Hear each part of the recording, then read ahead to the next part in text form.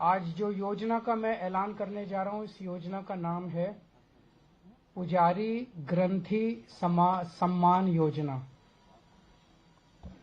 इस योजना के तहत मंदिरों में भगवान की पूजा करने वाले लोगों को पूजा करवाने वाले पुजारियों को और गुरुद्वारे में ग्रंथियों को हर महीने सम्मान राशि देने का प्रावधान है। हम जानते हैं कि किस तरह से एक पुजारी हमारे सुख दुख सब में काम आता है।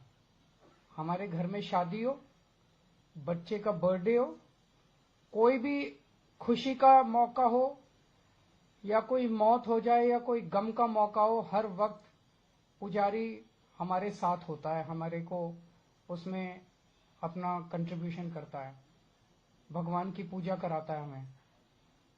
ये वो तबका है जिसने सदियों सदियों से हमारी परंपराओं, हमारे रीति रिवाजों, इसको पीढ़ी दर पीढ़ी, एक तरह से जो गुरु शिष्य परंपरा पीढ़ी दर पीढ़ी इसने आगे बढ़ाया, हमारे संस्कारों को, हमारी रीति रिवाजों को, हमारे परंपराओं को। लेकिन इसने कभी भी अपने परिवार की तरफ ध्यान नहीं दिया और कभी भी हम लोगों ने इनकी तरफ ध्यान नहीं दिया। हम मंदिर जाते हैं, पूजा करते हैं, लेकिन कभी भी इनकी तरफ हमने ध्यान नहीं दिया। आज इस योजना के जरिए इसे मैं वेतन या तनख्वाह नहीं कहूंगा, एक तरह से इनका सम्मान करने के लिए इसकी घोषणा कर रहे हैं कि लगभग 18,000 रुपये महीना इनको सम्मान राशि दी जाएगी हमारी सरकार बनने पर। यह देश में पहली बार हो रहा है। आज तक कभी किसी पार्टी, किसी सरकार ने ऐसा नहीं किया। ये पहली बार हो रहा है। जैसे दिल्ली में हमने कई काम पहली बार किए, स्कूल अच्छे किए, पहली बार किए, अस्पताल अच्छे किए, पहली बार किए, महिलाओं के लिए बस यात्रा फ्री करी, पहली बार करी। ऐसे ये पहली बार हो रहा है और मैं उम्मीद करता हूं कि भारतीय जनता पार्टी और कांग्रेस की सरकारें भी इससे सीख के अपने अपने राज्यों के अंदर पुजारियों और ग्रंथियों के सम्मान के लिए ऐसी योजनाएं लागू करेंगी।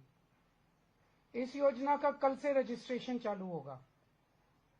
कल इस योजना का रजिस्ट्रेशन एक तरह से शुभारंभ करने के लिए मैं कनॉट प्लेस के हनुमान मंदिर जाऊंगा और वहां के पुजारियों का रजिस्ट्रेशन करके आऊंगा और उसके बाद दिल्ली के सभी मंदिरों और गुरुद्वारों में हमारे एमएलए, हमारे कैंडिडेट्स, हमारे कार्यकर्ता पुजारियों का और ग्रंथियों का रजिस्ट्रेशन कल से फिर मेरे आरंभ करने के बाद पूरे दिल्ली के अंदर इसका रजिस्ट्रेशन चालू होगा।